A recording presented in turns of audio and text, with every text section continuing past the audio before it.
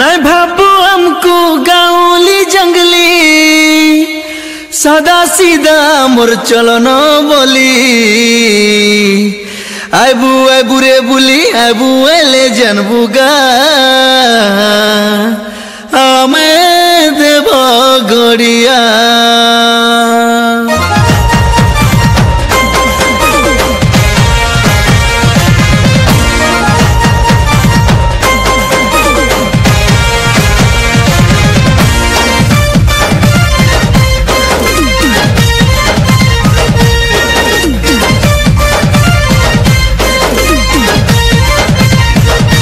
कहबू केने अच्छे देवगढ़ पड़िया बुझा थरे इतिहास भूगोल नहीं कहबू केने अच्छे देवगढ़ पड़िया बुझा थरे इतिहास भूगोल बामुंडा रायजर पर जामेगा जनिता जनिता जनिता जनिता हमें देवगढ़िया